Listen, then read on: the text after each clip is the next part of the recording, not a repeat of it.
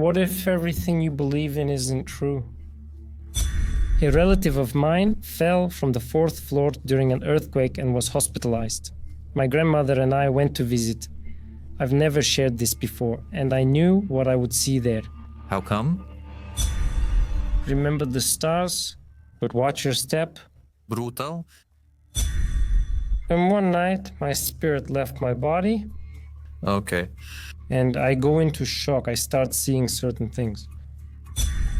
And what happens after that? I saw a psychiatrist. That was the most interesting thing that happened.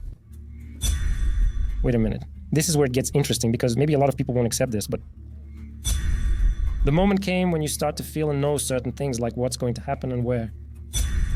Many close friends and students have called me an alien. If we focus on that moment, were you conscious? No. What do you remember? I was lying down to sleep.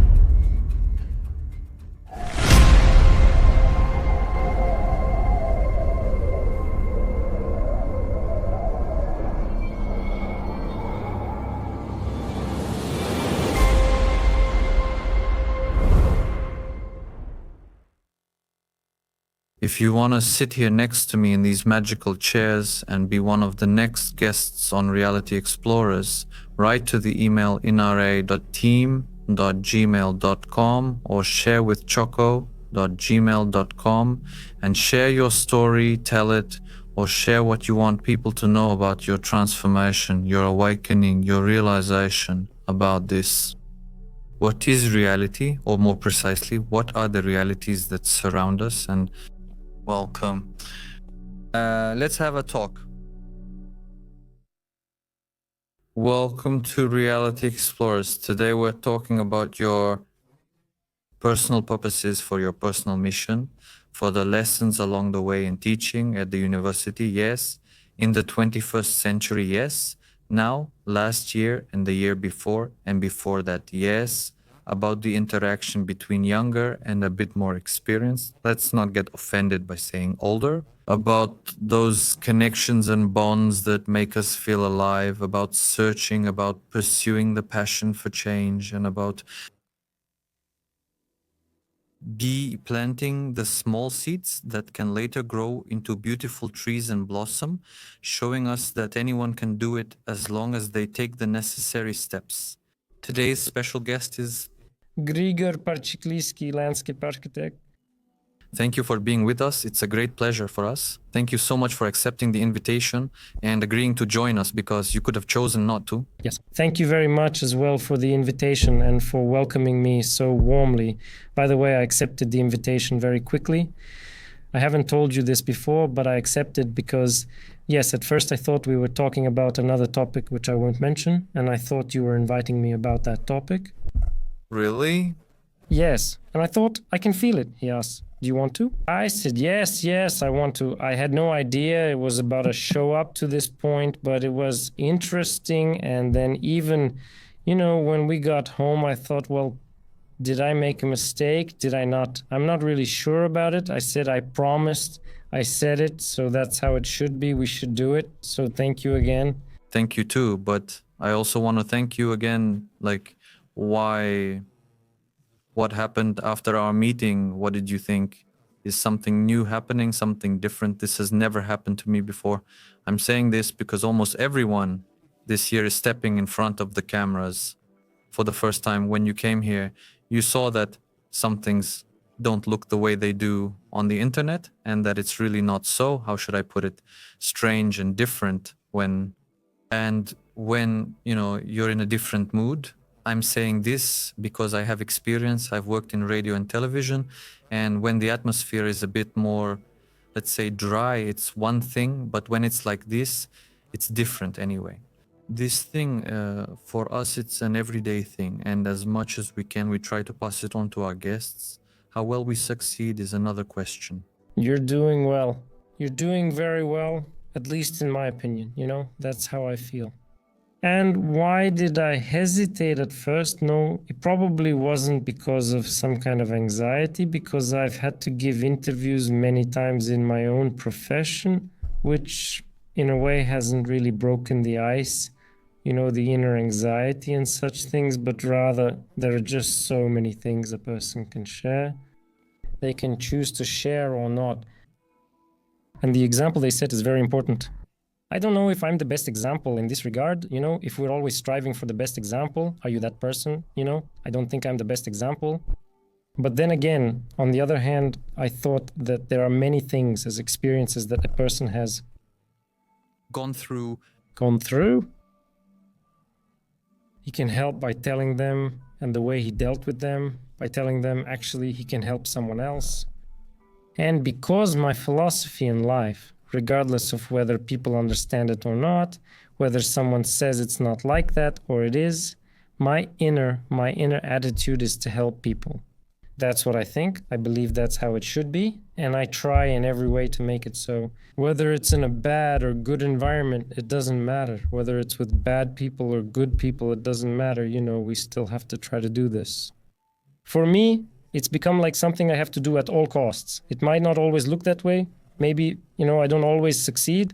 I'm not always in a state where I can consciously say, hey, you were supposed to help this person. What should he do and why did you scold him? But sometimes, actually, that's how it was supposed to be. I'm here. Magical things happen here. Look, a book just came out of me. Where did you pull that book from? It's really interesting how... What was that spell in Harry Potter? Not Lumos, but the one used to pull things out. I haven't watched it. These are the basics, let's say in university terms. Basics, first steps, basics of elementary transfiguration. Part 1, volume 1, here to manifest. Is this the first one? Something out of nothing. Joking aside, why do you think this book is important for people to see what's inside it? Because that's where the foundation of everything is. Wait, before you tell me about it, before you came across it, what was the main question and the main thing you wanted to find? What was bothering you the most? 1,000 things. But what was the root? What didn't fit for you? Well, that something wasn't right. With what? The world, everything, people. With everything? It's, it's a process, and I guess it's the same for everyone. It's a path, and each step opens something for you. And if you've learned to ask questions and look for answers, they start coming from somewhere, they start to appear. If you look for them, if you don't look for them, most likely nothing will happen. Well, I got to this book probably thanks to everything that has happened. There was a professor of microbiology. What was his name? Bruce Lipton. Oh, yes, of course. The Biology of Belief, I think it was, if you've read the book. And there was a chapter in it that was really mind-blowing. And the chapter was like this. What if everything you believe isn't true? Thank you for the wonderful episode title. What will happen? And that was the moment when I had already gone through a long journey related to health problems and everything that had happened to me in my life. At one point, after trying all sorts of things, conventional treatment methods, practices, and all kinds of things, it just wasn't working. It just doesn't work. And then, searching for all kinds of answers, I come across this book. I read this chapter and I say to myself, what kind of nonsense is this? What's not true? Wait a minute, what's not true? The man who has studied cells for 40 years explains in detail how cells function, receive and transmit energy, what matters for them, the energy they emit, and how it reaches other cells and the brain. And at one point I say to myself, but actually, wait, look how simple it is. Energy goes to the cell, then the brain, then the body, allowing you to exist. You begin to react, create, or do what you do. And actually, thanks to him, I started searching more and more and more, and I reached Kybalion. Naturally, I learned the principles. And since I teach some of these principles at the university as well, which is... Seriously? Very strange. Yes, in our field, one of the important principles for creating any kind of work is rhythm. That's right. Rhythm is essential. Without it, nothing can be created or exist alone. You have to choose, and you have to be able to show both because one can't exist without the other. There is a principle of decisiveness. These are part of a series of such principles. Eventually, it suited me. I got interested, started reading, and said, the world is entirely mental. And I said to myself, wait a minute. Wait. And that's actually how I got to the book. But something that was important in this book... For you? Yes, for me. Because I had gone through a certain path with a lot of practice, really... Like what, for example? What have you done? Well, meditative practices. From people who have taught me this thing. But with breathing, like the Wim Hof style. Wim Hof, we do it even now, right? But yes, all kinds. Breathing practices, meditation practices, yogi, Reiki. I went to Reiki. I have a really cool story about Reiki that just... Actually, they come before reaching Kybalion, which are quite interesting. The whole journey I had actually gone through unlocked, or rather showed me what the world was really like, because that's how things happened for me. They happen to me, then I understand. You know, I don't know, for many people, maybe they first read, then they start to practice. For me, things, I don't know why, or maybe I do, but they happen first. I wonder what's going on. I find answers, and I say, oh, look, that's what it was. Then I start doing it consciously. And actually, throughout my whole life, when I have rushed, because my life has always been rushed. Some events occurred, and then we have positive and negative moments, but the negative ones have been the most important in my life. The most important, or if you prefer, turning points in my life. Yes, moments when my way of thinking changed, my behavior changed, and so on. And actually, I say this to other people very often as well. Pain is what teaches us the most. Pain has the strongest energy, and it teaches us a lot because it motivates us to change things. We haven't learned to motivate ourselves. Some people might do it, right? But for me, things happen that way, and actually going through health problems, coming across bioresonance, Reiki, and meditation with various other spiritual practices, including healthy eating. At one point, I had dug so deep into it that I just thought to myself, what kind of world are we living in? What's going on, right? Realizing what energy is, how it happens, and how it affects us. The food we eat, what is it like? Is it good or bad? Is this giving us good or bad energy? What type of energy is it? And actually, or as we go through and gradually become aware of each thing, how it affects the human body, I realized that energy is everything in the world, and we are energy. And that it's very important what kind of energy we receive and what kind of energy we are focused on, so we can receive it properly. I reached the Kybalion and realized that everything in the world is mental. Come on now. Let's start over. Come on, start over now. Explain what this whole mind is. But going back in memories and experiences in like that interesting moments that I've had, you realize that it's really all the mind. How do you understand this principle? Because we've said it more than once. But I'm very interested in how someone who's just come to visit us now understands it, how you think about it as you go about your daily life. What do you tell yourself when you remember the world is mental? As for my nature, well, we're all like that. Maybe I've just chosen to be this way, but I prefer to speak with examples.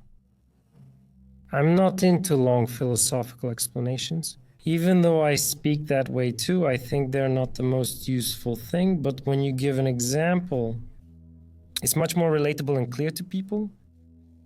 And I think in the book, one of the examples they give is with Shakespeare, who wrote Hamlet, and they say it like this, right?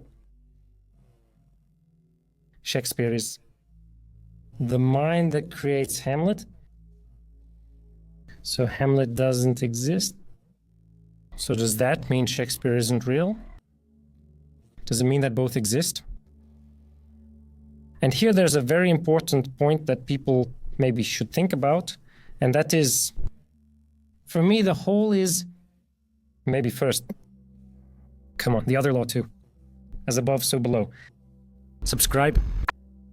It can begin there and return to the whole, but as above, so below is one of the principles actually in the Hermetic principles. And it explains very well things that we can't explain or see. This is the way we can understand something we don't understand or can't see. How does he explain it? That's how, including Fibonacci, he explains it with the golden ratio, where you have a repetition and everything in nature is repetitive. And you have one big thing that repeats, and if you observe it under a magnifying glass, it appears in the same way in the small particle. That's exactly right. And in this way, we can actually very easily perceive the principle of as above, so below. What happens here also happens on the other level, and it's not any different. It's the same way, the principle is the same. All things have a reflection. Shakespeare and Hamlet are the same thing. But one is the mind that creates its creation, Hamlet, and it manifests as Hamlet. Everyone reads it. We don't know where Hamlet is, whether he exists in some other reality that has been created, but Shakespeare exists. In this thing, and about Shakespeare, here we come to the truth. What is absolute truth and what is relative truth? For Shakespeare, the truth is Hamlet. Does Hamlet know Shakespeare exists? Good question. This is something that if we transform it with the principle as above, so below.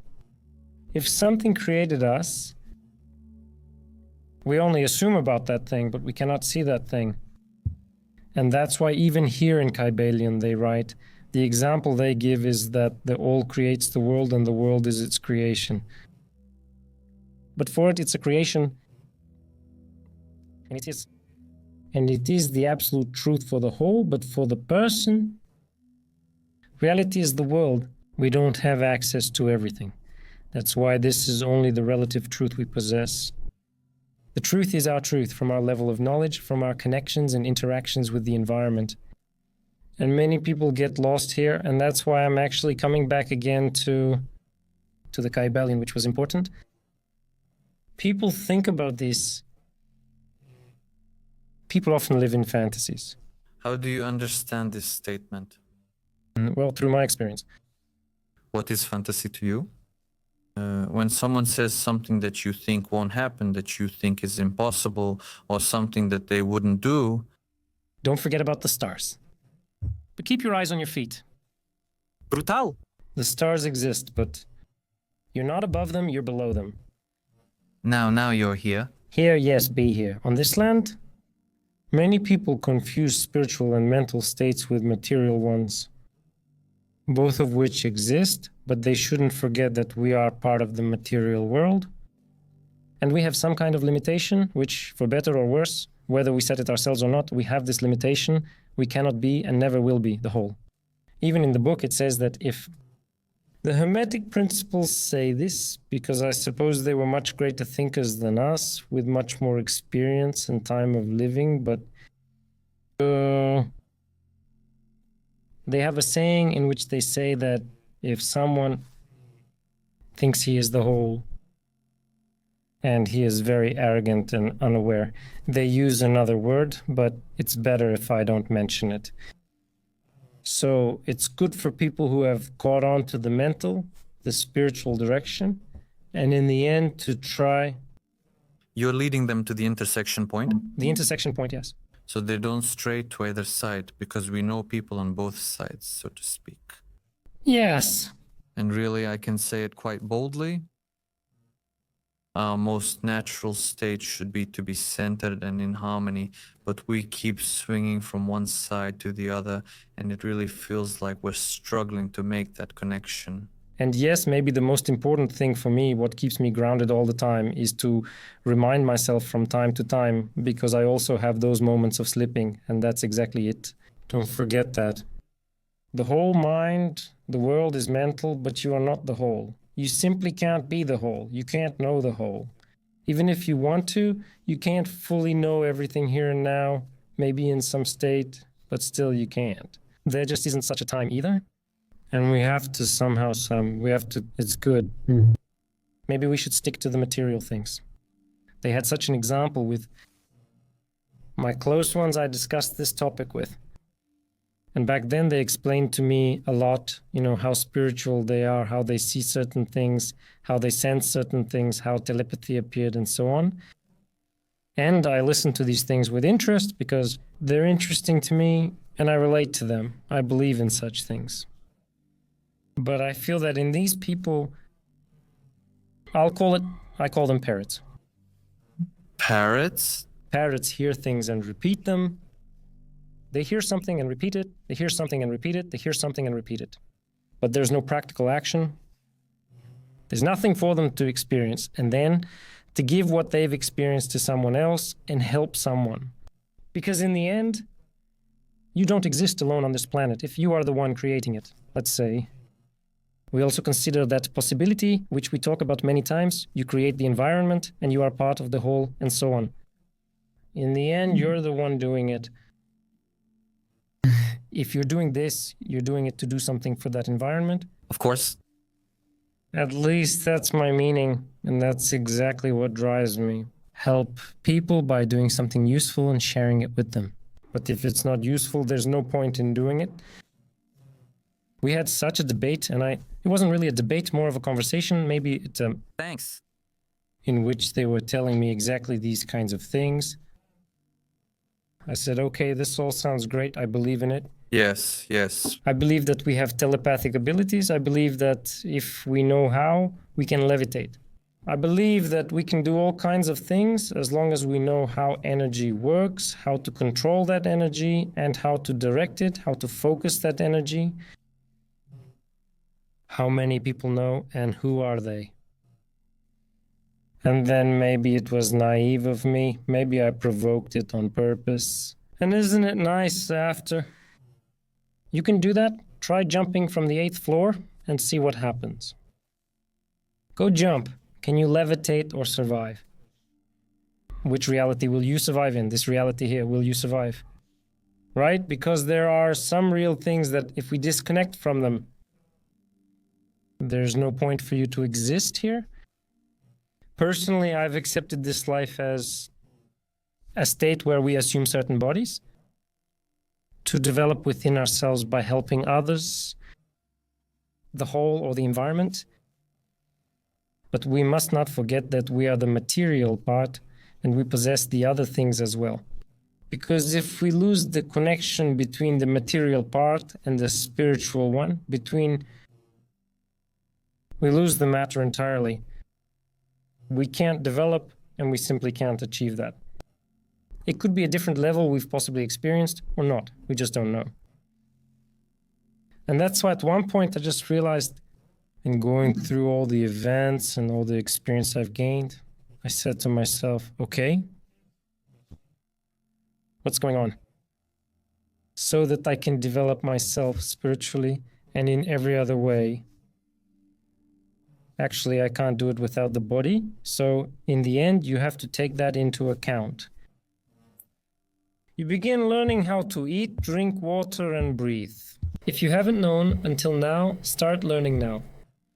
And actually, all these things help you move in a certain direction, which brings you closer and makes a connection between one thing and the other. I'm listening very carefully because you mentioned a story to me when we first met, which made a big impression on me. And I would be glad if you agree to share now what happened to you when you were younger. Because stories are what you said. The best example is what a person has experienced. And I think people will really resonate when they hear where you're coming from when you make all these conclusions. Well, maybe there will be a few things so that they can... And for you to get into this story, and maybe for people to relate to it too, I don't know. Actually, what I told you was related to things that happened to me as a child. And a lot of people, including you, if you think about it, I don't know. A lot of people say, I don't remember anything from my childhood. Nothing. At 2 years old, at 1 year old, at 3 years old. And a lot of people don't have memories from that age. But I, however, have incredible memories from that age. And I remember a lot of things, some key moments, which,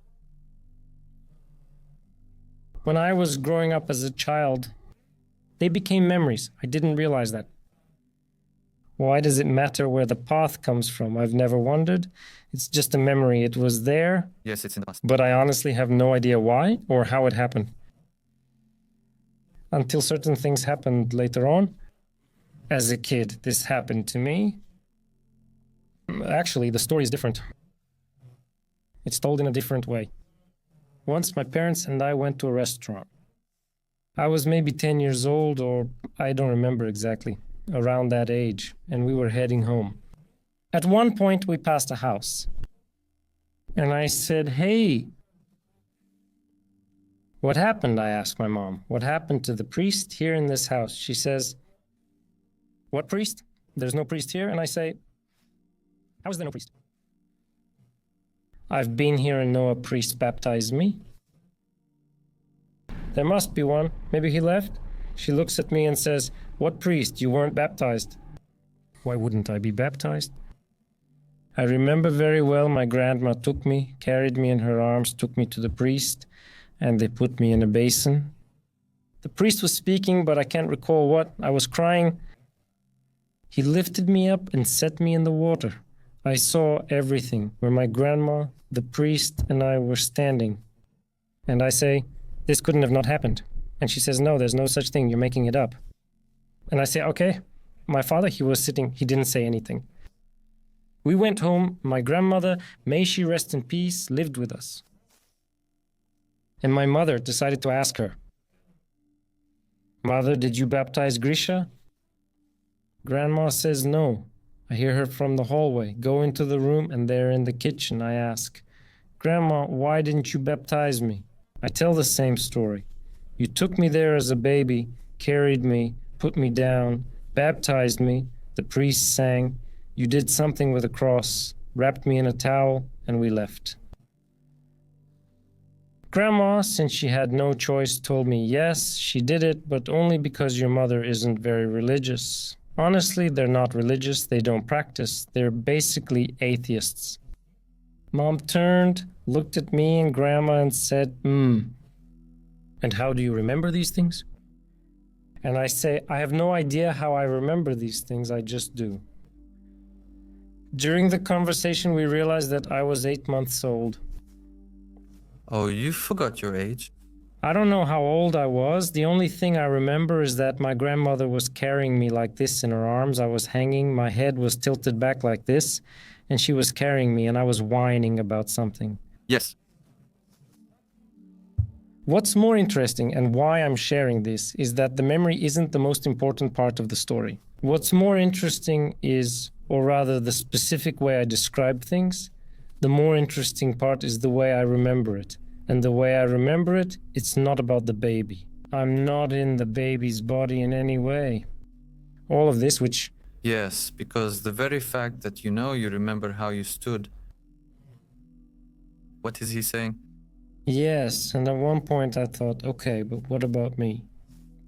I view this as a picture, and it's like the whole time I'm standing over my grandmother and myself, and I'm constantly with them, walking and watching them. I look at my grandmother's whole body, I can describe it, how she used to climb the stairs, the handrail of the house. I see all of this as if I'm watching it in a movie. Yes.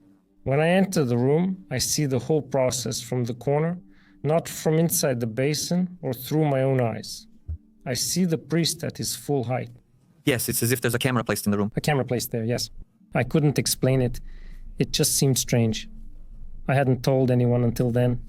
My mother was the first person I shared it with, and almost no one else. I hadn't talked about this with anyone else. My mother was surprised, saying, "How do you remember all that? You made it through." While my father said, "Well, I knew." And he tells me, "All right, you know best, but I know what my feeling was." It was interesting, but no one explored further in that direction. And so I mean, I grew up in that direction. I had built up a lot of fears inside myself. A lot of things happened to me when I was little. I used to faint all the time. Very few people know that too. Why? No one had an answer. I would just faint while walking, and no one knew why. My mother took me around Sofia for exams. Many of our doctor relatives didn't know either. They did all kinds of tests, and for several years I would just be walking somewhere, faint, and no one knew why. The doctor's explanation, they checked my brain. It was very interesting. They put these little clips on my head. I cried a lot because I was scared of it. But in the end, nothing. Nobody understood anything. I outgrew it during the process. The doctor said his brain is growing too fast for his tight skull, causing him to faint and hindering development. That now sounds like nonsense, only because people lacked explanations for what was happening. But the thing with me was, besides having a lot of fears, I was a very empathetic person, and very often that's something people might not know. My parents, and even close ones, didn't. They shielded me from certain events because I felt them so deeply, as if living them myself. A relative fell from the 4th floor during an earthquake and was hospitalized. My grandmother and I visited him. I've never shared this story before. My grandmother and I went to visit him, and as we were going, I just knew what I was going to see there. How come? Well, that's how it is. You walk up the hospital stairs, and I just feel what I'm going to see. I imagine how I'm going to see the person. And I saw him. Everything just went black, and I felt awful. I didn't say anything since I was older. I was with my grandmother, and he was at a relative's. The man opened his blanket, revealing cotton pads on his legs, which were sticking out because of the nails they put in him. I won't tell the whole story, so it doesn't get awkward, but at that moment I just felt like I was going to faint, and I told my grandmother, "Grandma, I'm going outside." As I was leaving the hospital, everything went black and I felt sick, probably from fear or a reaction. And as I was going down the stairs, a doctor met me and said, "Boy, are you okay?" I said yes, but I couldn't see and was going down the stairs without knowing how I walked. Why am I telling this story? Maybe it will become clear a little later. Later, I experienced other life events. The event was very interesting, and here's another story that many people don't know. When I was held back in 8th grade, they gave me a failing grade in math. Classic. Classic, that was great. But the question is, why did they give me a failing grade? That was related to, if you remember today, we talked about the wave. And it has one motivation, it gradually fades. If you don't maintain it. If you don't maintain it. And maybe also fears that I've kept inside myself. But then, moving from one state to another, it was a period of transition from elementary to middle school. I had to meet new people, new teachers, and face everything unknown to me, which was really scary. And I decided not to go to school very much. I couldn't go. I was going to play arcade games. I was playing arcade games. I was spending a lot of money. Computer game halls. Yes, but those were the old arcades with joysticks and buttons. I used to go there, telling my parents I was at school when I was actually skipping class. It was probably really tough for my parents, and as an experience, it probably wasn't easy for me either. And of course, I had to take a makeup exam in math, and I expected my parents to scold me. And you've prepared yourself for it? Yes. I thought I was about to get slapped. My dad never hit me, but I imagined all sorts of things. He was strict, you know. I wondered how to do this and how to say it. First, I told my mom. My mom said, "How could this happen? Let's not tell your dad or he'll get mad." I agreed. But there was no other option. And the moment came at the end of the term when they were going to give us our report cards. He always wanted to see the report cards. And I tell him, and he says, "You'll have to fix them." And I'm just sitting there and I say, "Oh, was that it?" I'm expecting some events to happen. Whoever sits across from me and from us at some point during the show, a kind of self-reflection always starts to happen. Always. To a small extent. For 5 minutes, for 40 minutes. And the best part is that it happens, it locks in. That's how I feel it. It locks in at a certain moment in the present. However, it goes out and it turns into a message. It is built from experience, from the real experiences of the guest and the person in the moment. He brings it out and it becomes a message for someone watching, just as you, I, and others watch something else. And the person says to himself, and from exactly that moment, for example, let's say at the 47th minute, if they're a group, like 4 or 5 people watching together, they pause it. Someone says, I have a story about such and such. I had something like that. And that gives people the opportunity to be more open, more honest. And as a result, we move towards some kind of change. And I thank you for being yet another person who is heading in this direction and providing this kind of reflection. Because while you're doing it, you're thinking about your own life. We don't currently know what anyone is thinking. And I thank you for that. And I thank you too. Well, yes, most likely. Actually, it happens to me very often. Even now with students I give them this example if they don't know what their path is. Yes. To buy a book and read about a successful athlete or a successful person in the world so they can see what their path was like. So they can see what kind of effort he put in to get there and what it takes to reach that point. Because if we don't have some kind of path and some kind of goal, then anything is possible. Yes. In the end, we have to choose which direction to take. Always? And as I like to say, decisively. You have to make a decisive choice. So right after these things, again, whether by chance or not, I got into landscape architecture. After that, I graduated and started working by chance or not at one of the few companies in Bulgaria that actually deal with this. With interesting people who gave me a lot, certain events happened there, certain experiences. At the time, I considered them to be really unfavorable. After that, it happened again. I had some relationships, and those relationships were extremely difficult for me as an experience. Going through all of that, we have a partner in the company with whom we started the company that we still work with to this day. I reached a point in my life where after going through some tough times, there was a period when I thought, well, everything is just wrong. Everything is wrong. You know, this guy screwed you over, that guy screwed you over, the other one screwed you over. What's going on? What's going on? To me, specifically? Yes. Many people feel this way. On your shows, I've heard people ask, why me of all people?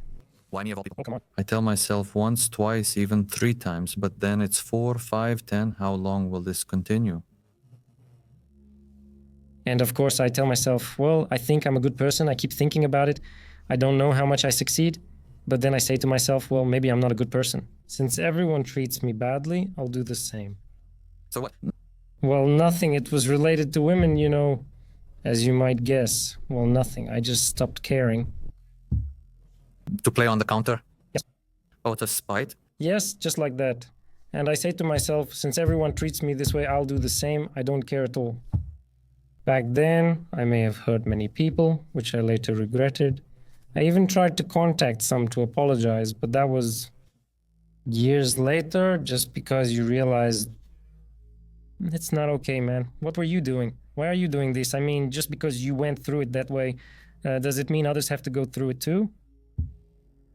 That began to weigh on me, but before I realized the burden, I was doing all kinds of things. I went to parties, clubs, bars, the seaside, the mountains, anywhere you can imagine, with women and friends. Life, wild. The king of the party. The king of the party, I had discounts at all kinds of clubs, everyone knew me. Yeah, you go, a friend wants to celebrate their birthday, well, take my discount, go there, celebrate your birthday. It was alcohol. I haven't used other things, but we drank a lot of alcohol. The most interesting thing was... You've seen almost the whole spectrum like that. Whatever you can imagine, I just don't know anything I haven't seen from that area. And at one point, naturally, the problems came too. Problems, illnesses. And that was probably the most pivotal moment in my life when actually I don't know how many people have felt in, you know, if they've been in such a state or if they've There are people who have had very difficult moments, even harder than mine, but for me, that was How do you describe that state now? possibly the most valuable thing that's ever happened to me. In short, things were like this: a state in which you can't move. You're lying in bed. You faint. You see doctors, get many tests, but they find nothing wrong. What haven't I tested? Bones, spine, brain, liver, pancreas, heart, everything, MRIs and more. Abroad, doctors don't explain things. Here, I see doctors and my relatives. In the end, things didn't get better. This went on for maybe 2 years. And actually, the first year was the most difficult, in which... What is the longest time you've been unable to move? And there are a few weeks in which it's hard to say you can't move. The feeling is more like you just can't get out of bed. You try to do something, but you can't. You just don't have the strength, you don't have the energy for it. I want to add something as a connection. Do people realize that in such trials, let's call them that because they're individual for everyone, we carry ourselves everywhere. And wherever you go, whatever happens to you, whoever you're with yourself. You are exactly you. And how did you handle it? How do you start to get to know yourself? You start to learn. You look for other options. The most interesting moment came at a very late stage. It was my clash with a colleague of mine with whom we were teaching together. She said, "I do Reiki. Let me try it on you. I can sense when people will die." I kept thinking I was doomed. For me, the world is ending. So you had given up? No, you haven't given up. You're on the edge. There's nothing you can do. No one can help you. I get checkups and I'm always told everything is fine. People keep telling me to see a psychiatrist. What psychiatrist? What's a psychiatrist? Go see a psychiatrist because you need a psychiatrist. What is this psychiatrist? Huh? And at first I was like, no. Go take some tranquilizers. Everything comes from your nervous system. That's true. It all starts there. But not everything. Everything, but that's enough now.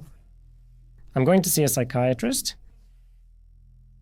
Let me go back before I saw the psychiatrist. There was a time before that, actually. I fell into a state again, which used to happen to me very often at night back then. You don't get seizures, but it's something similar. Shaking? Yes. And there was no explanation for that. It was strange, but one evening... Wait, this is about to get interesting. Many might not accept it, but... Why? One evening, well, because it rarely happens, or for those who haven't experienced it, it may seem impossible. I stand by our audience and know they believe. They believe, yes. They believe in possibilities and have many experiences, so they listen openly. Super. And one night, he goes out from my body, the spirit. Okay. And I go into shock. I notice certain things. I start connecting with my grandfather, who speaks to me. May he rest in peace. He tells me some things and says, "Man, it won't work like this. Where you're going, things don't work that way. It can't happen like that." Were you if we stop at that moment, were you conscious? No. What do you remember? I was lying down to sleep. That was the most interesting part. I was lying down to sleep, and while I was sleeping, I started sweating and shaking. Yes. Now, whether it was a half sleep or a deep sleep, I can't tell even now, at this moment. I was probably asleep before that, but after that, what exactly happened and how, I can't really say. The whole experience was very strange. I saw quite a few things there, when that happened. I went into shock, realized something was wrong the next day, and started making calls. To my mom, to some people who... I told my mom I had this dream, and she told me she would just take me home. I mean, there's nothing for me to do here above ground. She says if I keep going like this, she'll just take me and bring me back. And this fear inside, which it was just a lot... The survival fear kicks in, where you either do it, or you do it. Yeah, you either do it, or you do it. You have no other choice. And it was very interesting. And back then it was I still remember it to this day, because it was an important moment. I started doing some things. I had to go to a psychiatrist, since no one was helping. Look, everyone told me, see, everything is fine with you. I say everything's fine, but... That's what I'm doing. That's what's happening to me. I get up in the morning, go to the university, teach. I can't unlock the door to my office because I'm about to faint. I'm holding on to the railings on the side, for the door frames keep me from falling. I don't tell anyone, that you just hold on there and walk. If you want to support everything we're doing on our channels, you can do it through PayPal, Patreon, or by becoming a channel member. We bow and thank you for giving us the reason to keep creating consciously, to change, to grow, to improve, and to learn from each one of you. And the idea is, since the test showed that everything is fine, that means you're fine, so there's no problem. And naturally, that led to an even worse situation, where no one believes you. Everyone starts thinking you're crazy, right? Like, what are you even talking about? What are these things? There's no such thing. Something today? You're a bit out of it today, aren't you? Who told you this nonsense? Yeah, I started learning about some things related to nutrition, about Lydia Kovacheva and some other diets like that. Which I also started practicing. The cool thing about me is that if there's something, I start doing it to see if it's really it or not. And it was very interesting. I lost about 20 kilograms back then. Yeah, everyone thought, when they saw me, they've told me, they've shared it with me. They said, man, you're sick. I don't know what's wrong with you. I said, okay, maybe. But the moment I lost weight, I actually started to feel really good. And I started to feel some things. I started to connect with some things. I started to see some things. But things still didn't get better. You still keep having the problem. And what happened after that? Well, I went to a psychiatrist. That was the most interesting experience, which might be interesting for other people too, under the influence of my relatives, Look, it's not what you think. You need to see a psychiatrist and take tranquilizers.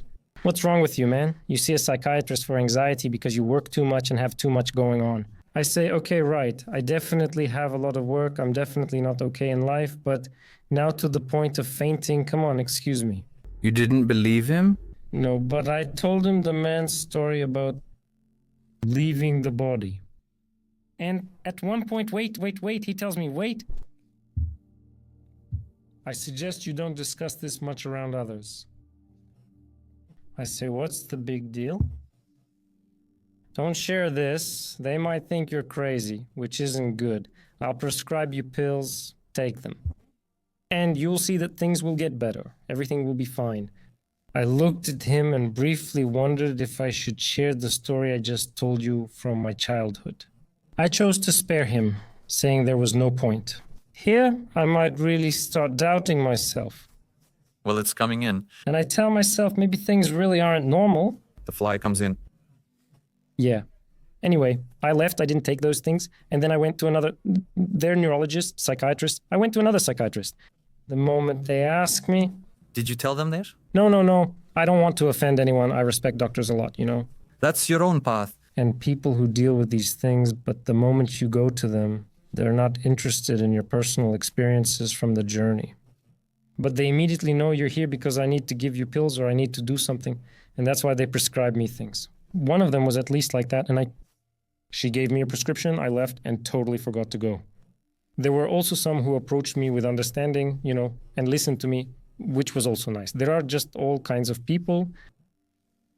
But in the end, that wasn't the way either. From there, the key moment was when quite a few months passed, and I continued with some practices. I saw that by learning how to eat, it actually changed my condition a lot. But I reached a key moment in my life as well, when they finally prescribed me some pills. I took them because my parents insisted, saying it wasn't working and I had to take them. I said, fine, I'll just take one and get it over with since I'm tired of it too. Enough already, yeah.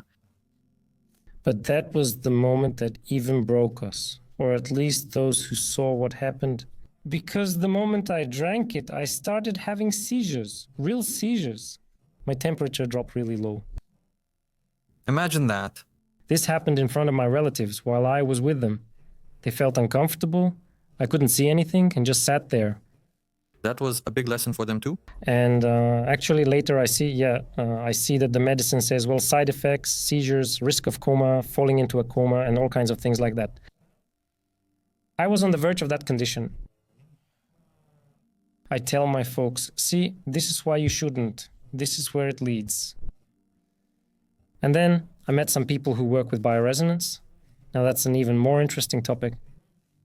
And there I thought to myself, who are these guys now? More scammers, man. Just some made-up characters. It just appeared for me now, right? Yeah, but I was scared and anxious too. I said, hey, listen. You can accept me or do whatever. I'm signing out. Then they said I needed to come urgently. Do you want it today? And I said, how today? It was Sunday. And they said, well, now it's arriving. The man's name is Vovik, thanks to him. He's a Ukrainian who works at the Moscow Institute of Bioresonance Therapy, I think it's called, and he has left. A very good specialist, in my opinion. He says he's landing with the plane now and can see you right away. And I say, okay. And I'm in a bad condition. I mean, I can barely drive. I've had seizures and other issues. I said, it's clearly not working here. Let's go see this guy. I'm going to him. He, man, is such a nice guy. He's sitting next to me, smiling. He asks me, is everything okay? I say, no, it's not okay. He goes, all right, then. He asks about my experiences, and I tell him, doctors, psychologists, psychiatrists, and more. I even saw psychologists. He says, let me tell you a story. There was an experiment with 10 mentally ill people. And 10 mentally healthy people, they give them a test they have to solve. And doctors on the other side who take the tests. And they have to assess which of all these people has a problem. And I say, great, right? Since they're giving them the tests, right? And do you know what the result is?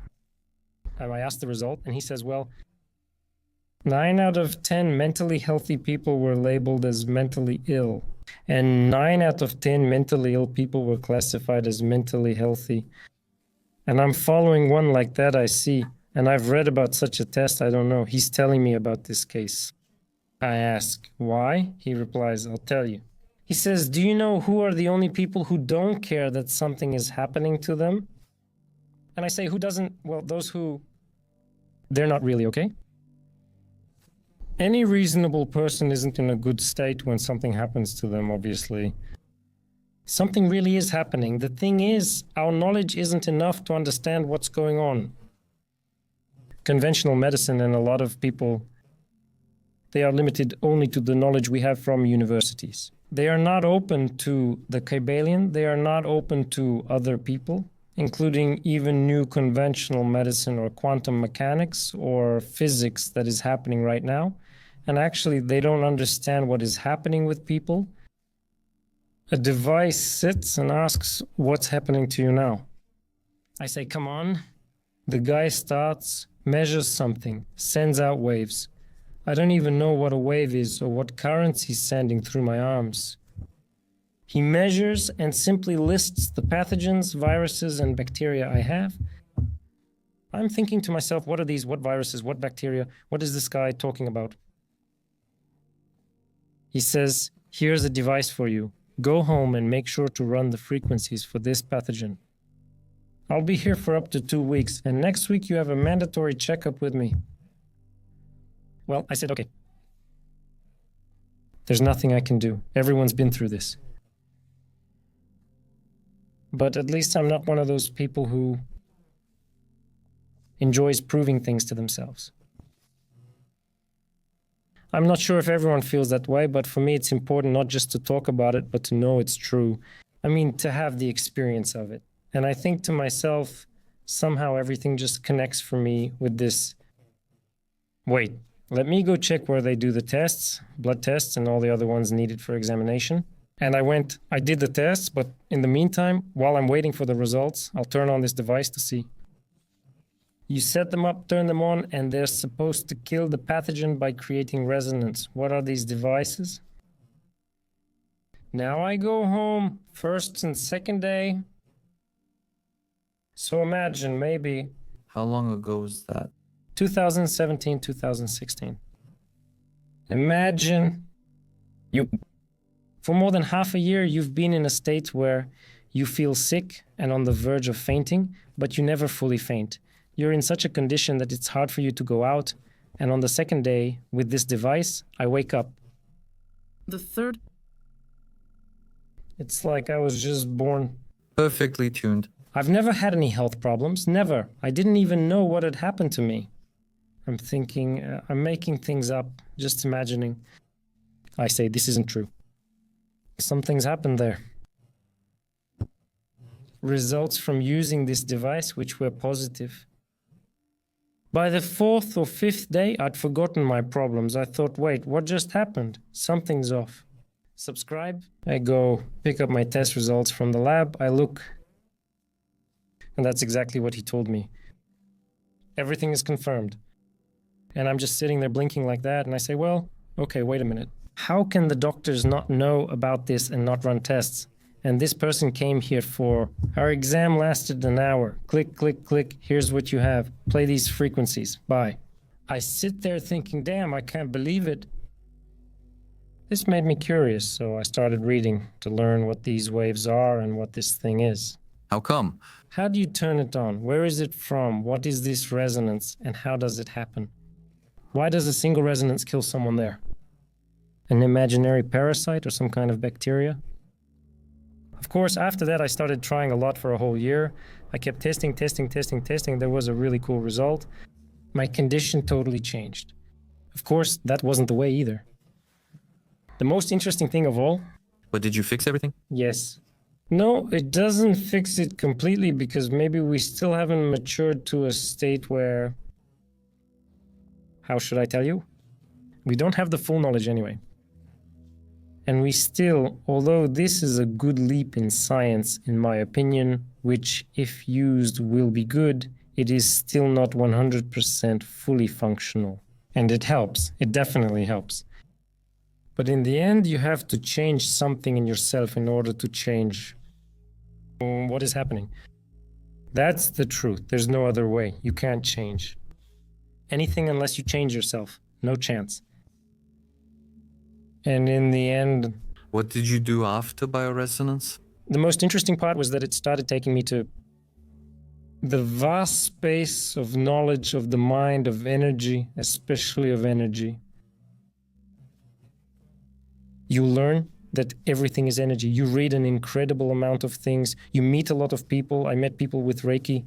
That was incredible for me because an old man named Daimo... Greetings to him. We haven't seen or heard from each other in a while, so I don't know how he is. I approached this man skeptically and he said my aura was weak. I replied, what are you talking about? What is this aura? What are you talking about? And he said, well, I'll measure it for you now. He measures some kind of aura. I said, wait a minute. Well, your aura here is 50 centimeters. And today your aura is at 3 meters. What is that? Is that good? He said, yes, it's great. Bravo, today you're in a good. Okay, well, aura, fine. But like this, he led me on the path of Reiki in which he started doing to me therapies. And there was a unique moment when we had already been seeing each other for maybe 3 months since I started going to him. And he told me, you know, the moment will come when you'll get better. And I'll need to teach you. I said, well, okay. Okay. I'm okay with that. And I've let myself go too. They just take me. I'm sitting on a bed and he's doing it with his hands. He goes past me like this, goes along my arm from one end to the other. I'm sitting there, but my eyes are closed. And as I'm sitting there, at one point, I feel how he passes like this along my arm. My eyes are closed.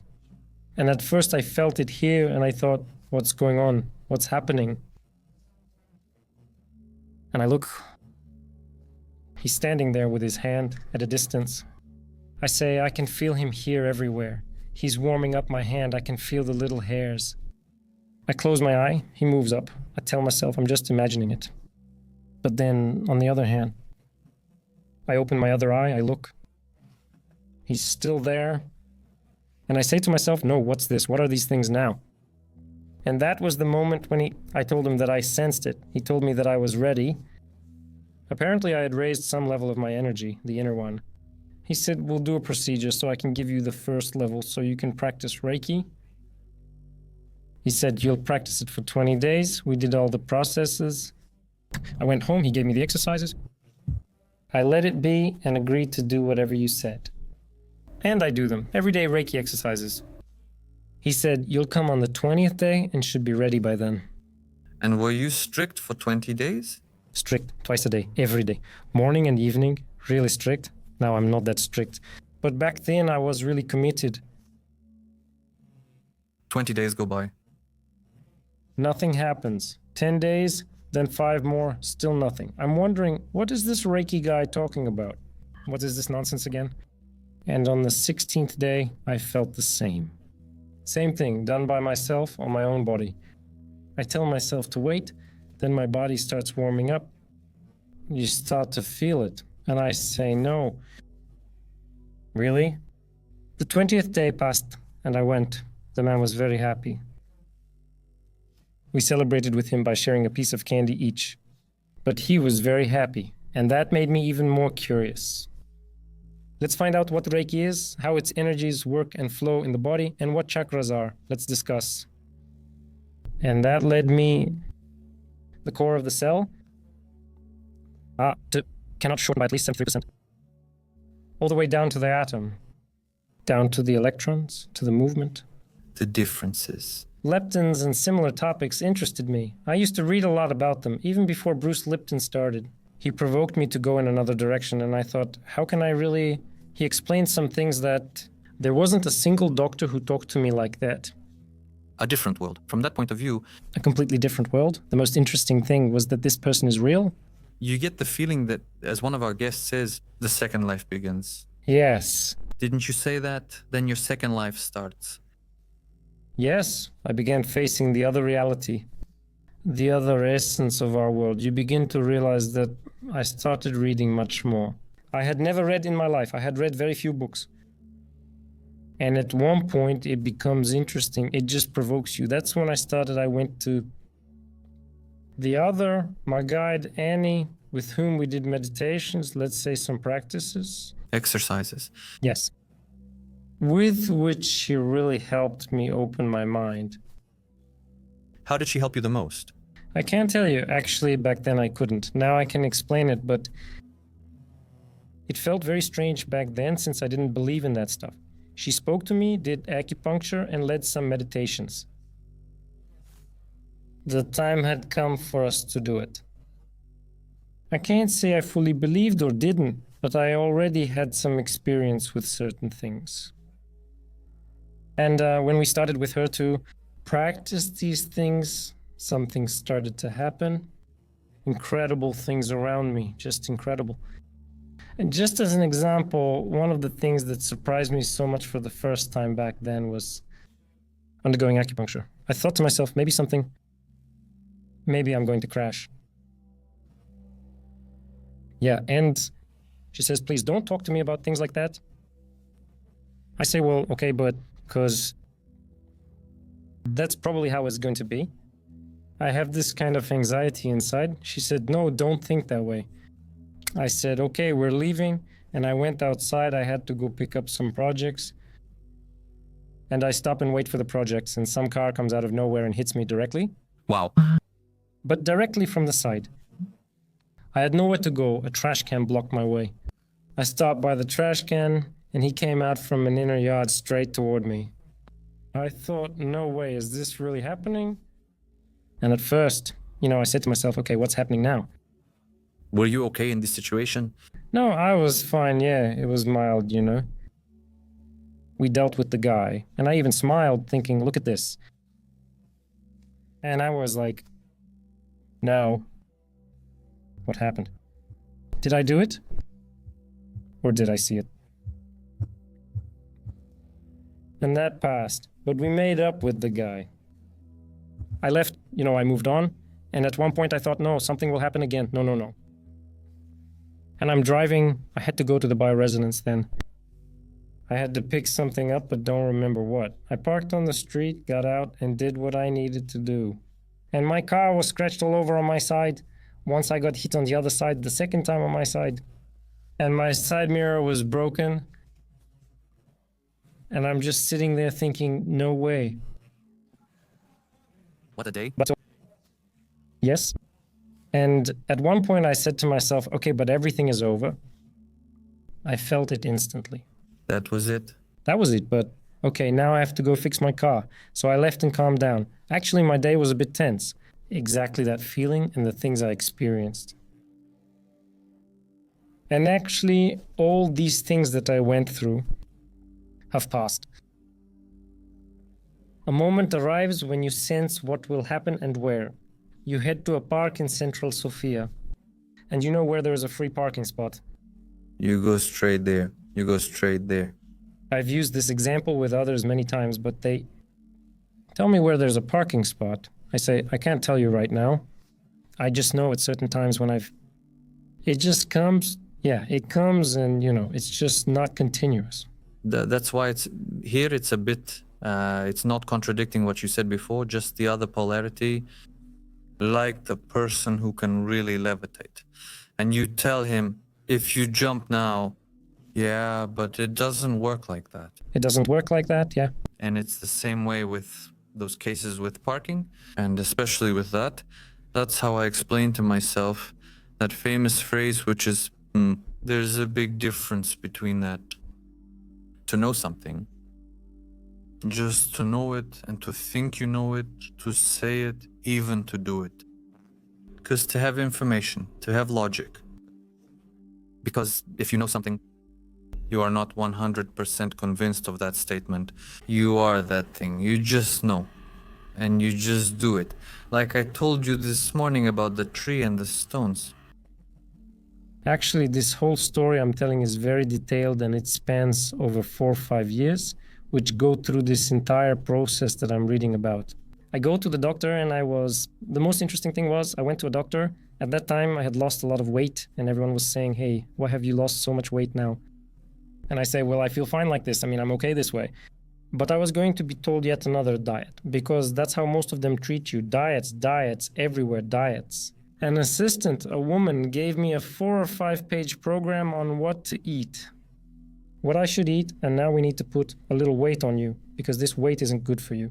We need to put some weight on you so you can feel better. And I said, okay, right, but here's what happens. She writes to me and starts, at 8 or 9 o'clock, eat cheese. Eat yellow cheese at 9 o'clock and with bread at lunch. I'd already gone through a period avoiding all dairy products. I continue to be opposed, or maybe not exactly opposed, but in my opinion, this isn't okay for people. And I see how this woman, with their method, wants to bring me back to my old state again, where I'm actually not there. Back then, when it came to food, I had read all kinds of foreign literature, reports from doctors, anything you can think of about food, about gluten, about dairy products, about meats, anything you can think of.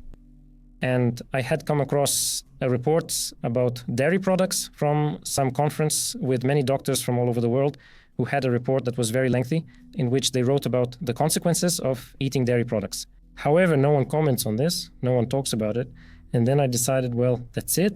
I'm quitting all these things, I'm stopping. And actually, it turned out to be good for me. Speaking of meat, I returned to bioresonance. Want to know what was most interesting? Which one? While I was being treated, his development in Bulgaria took a long time. I was always visiting doctors and labs for tests on what they found in me, and I was constantly giving them feedback about what was happening with their tests, and they were able to tell when they were making mistakes and when they weren't. Because the Russian guy who was 100% into things, Ukrainian, sorry, he's left and isn't in Bulgaria. His people, the ones he works with, stayed together, and I was constantly giving them feedback about things. The most interesting thing was that when they detect a pathogen in you, but you've eaten a specific food that carries information about that pathogen, they register it on the device. And it was very interesting when I eat pork, let's say, and they tell me there's a pork parasite here. I don't have any. Haha, I stopped eating meat for a week. There is no pork parasite, and we've tested this for years, including with some of them. Back then, that's how it clicked for me that actually everything we do, it gives us some kind of energy. We carry this energy inside us. If we are aware of this, it would be good. Because what would it be like to carry the energy of an animal that was killed and its family that was killed? Not that I'm against eating meat, don't get me wrong, but rather people should think about this. Everything we touch, hear, the music and food we eat carries information that stays with us and vibrates at a certain frequency.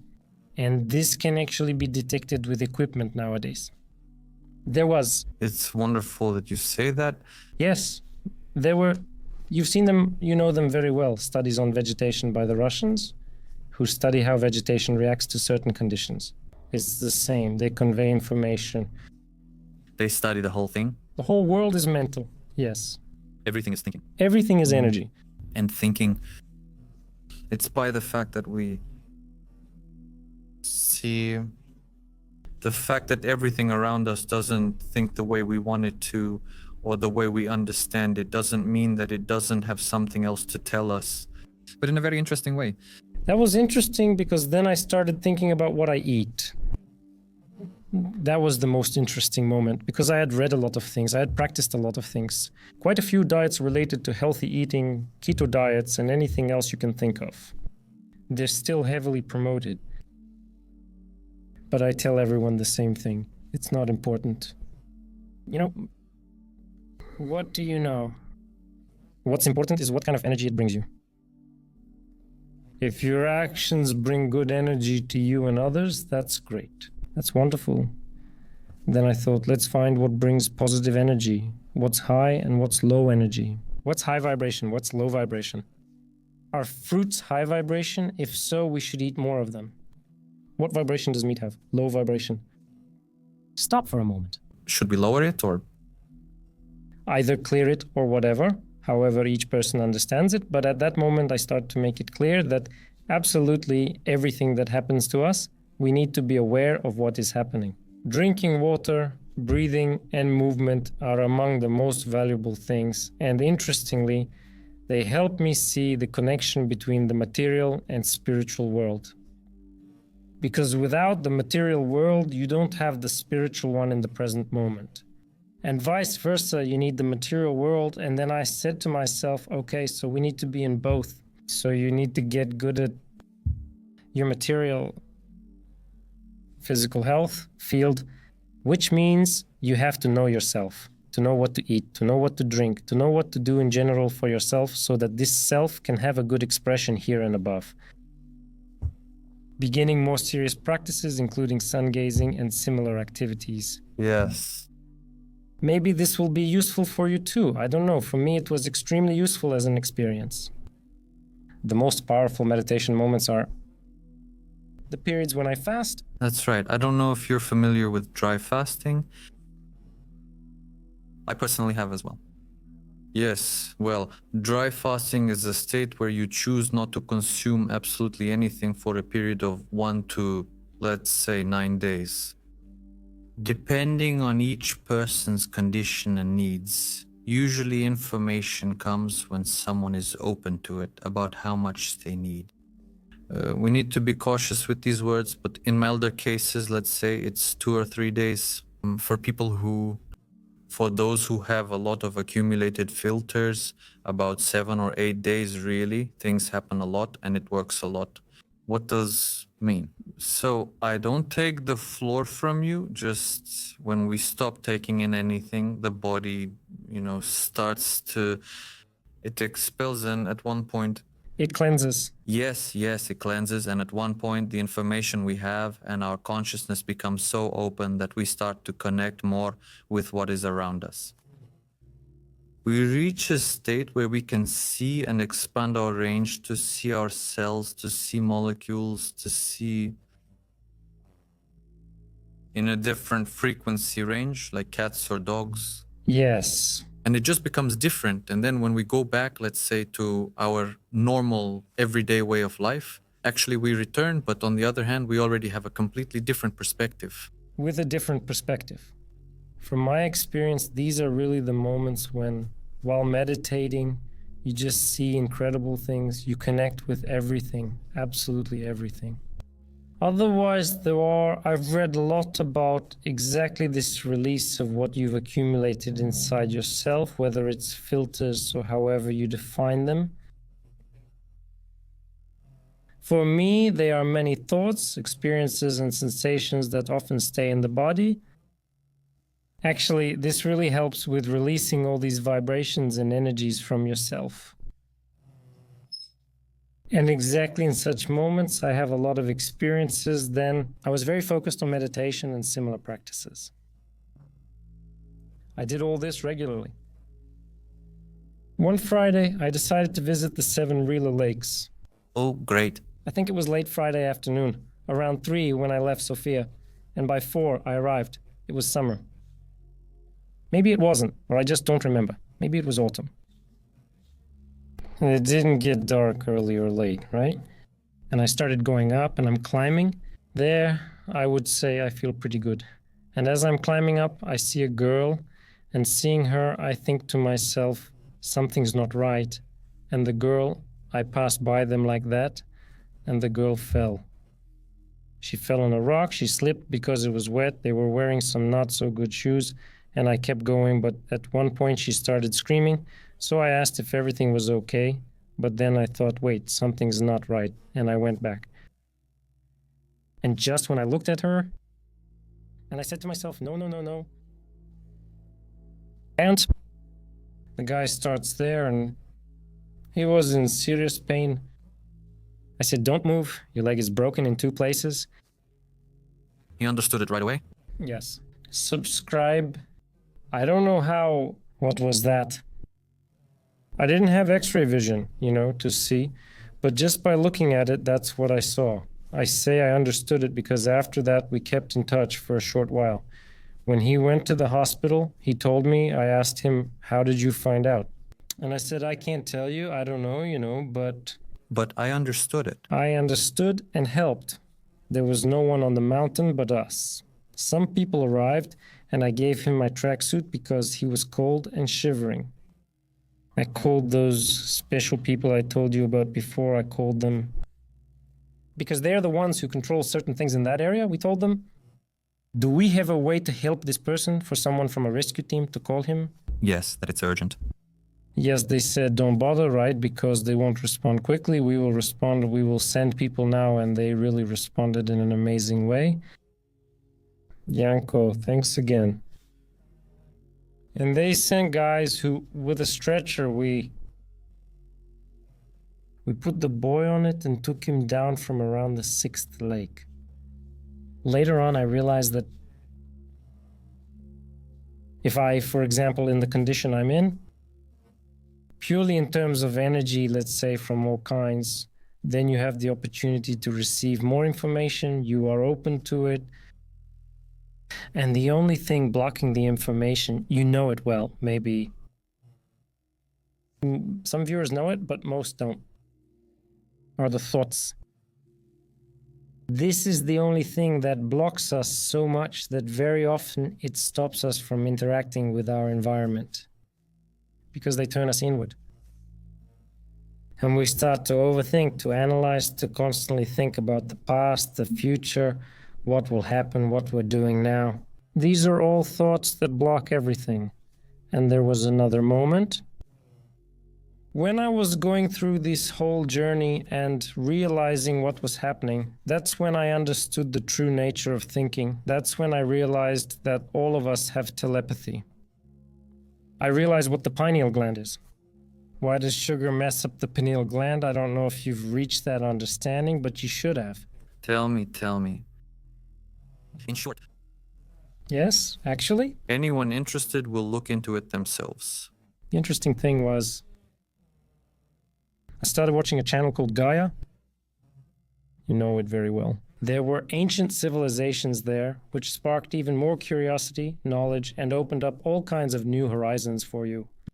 I started watching Joe Dispenza about these things. He talked a lot about all of this. The processes in the brain. Yes, about how the brain works.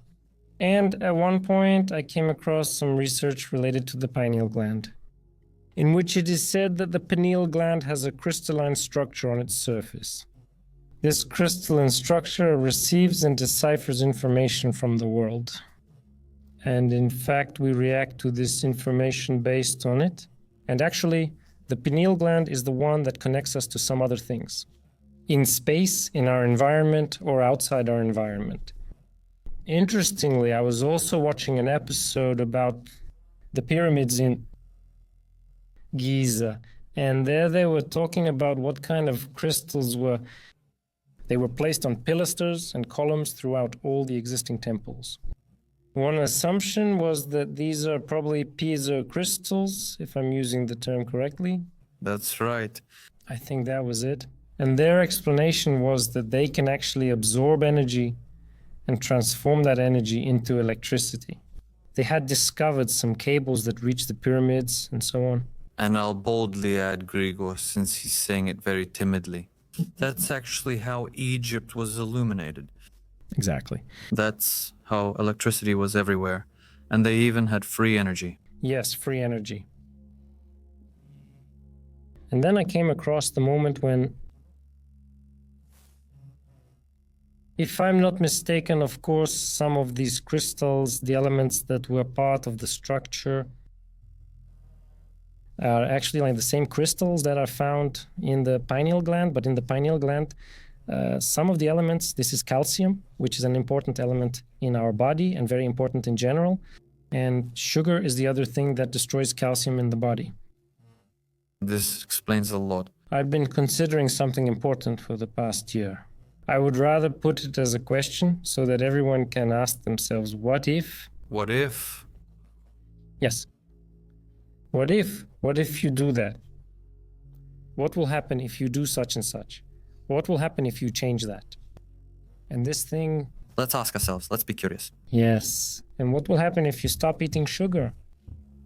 Let them try. Try it. What happens if you stop eating meat? It's temporary. Give it a try. For the experiment, for the statistics to see, for the others.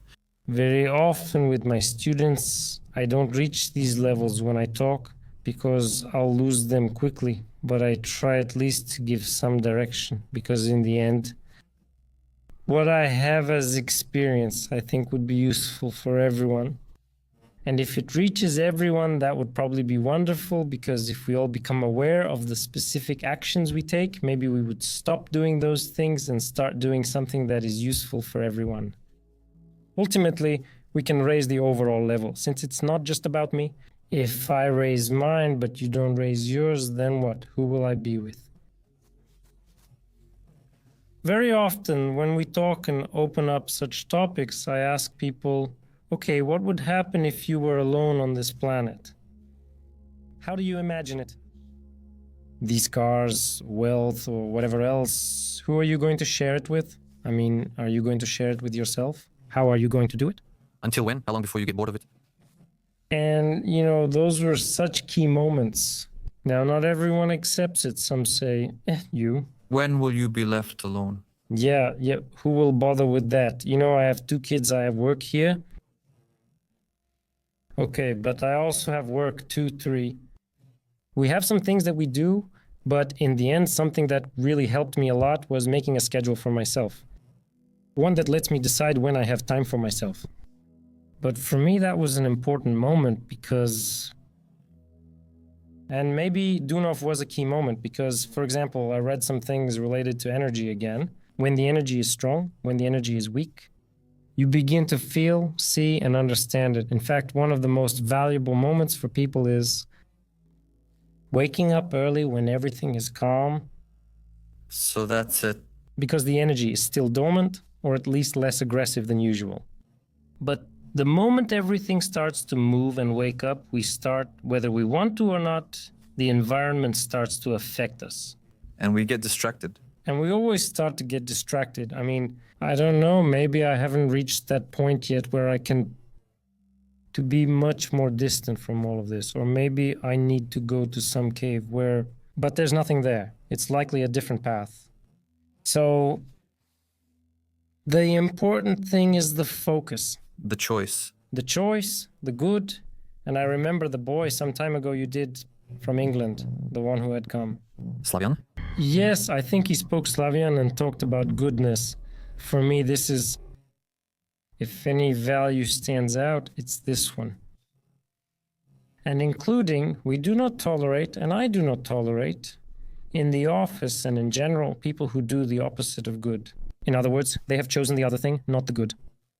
Maybe we don't always succeed, but the point is to have that intention and to try to do it. The more often, the better, as we say. That's exactly what I was going to ask you, but you brought it up as a conclusion. If you take stock of everything up to this point, everything you've been through, everything you know, everything you've understood, everything you've discovered by trying in every possible way, because today you told us, and I'm sure that was just a very small part of what has happened to you. Look at how many seemingly different paths life has led you through, or maybe you've made your own way to get to where you are today. To be able to share it, to be able to look back with a smile and say, it's good that it happened to me, it's good that I didn't go that way, or it's good that this or that happened to me. To stand here, to declare it boldly, and to move forward, and to let someone else learn from that experience, not to hide it. I thank you for that. This means that we've somehow managed to provoke this thing to come out of you, out of the next person, out of someone else, the other guest. And that means it will stay in the minds, in the hearts, in the thoughts of others, which is wonderful. What would you say to everyone who listened from the first to the last minute today, found it really interesting and are saying, Choco, give us a little more, ask him something else? What will this man conclude today, wonderful? Many close friends and students have called me an alien. They've always told me that. There are even some other things that have happened. I'm not an alien, I'm normal, I have my flaws and my positives. But the path that everyone goes through, in my opinion, it's the path that we've most likely chosen to take anyway. I truly believe in reincarnation, both in the past and now. Now it sounds very cliché, love, because I'm not sure if I've reached that level. But maybe love is the thing we're all striving for. And understandably, because I'll digress, but what is love? Can you buy it at a store or pharmacy? Where? And it's even more understandable that we're here to grow. That's our path. The whole has separated. Some particle of the whole has separated. It reaches its limit at some point, and then it starts to return back. We're on our way back, I think. And actually, this is the moment when we need to rise higher. And the only way to rise higher is by developing ourselves. The only way to develop ourselves is by starting to understand. Observe, be present, engage with your environment, and strive to understand it. As we grow, aim to improve, even just a little. I believe this is what people should always do, regardless of circumstances. And never forget that whatever you give, that's what you'll get. Nothing else awaits you. Never.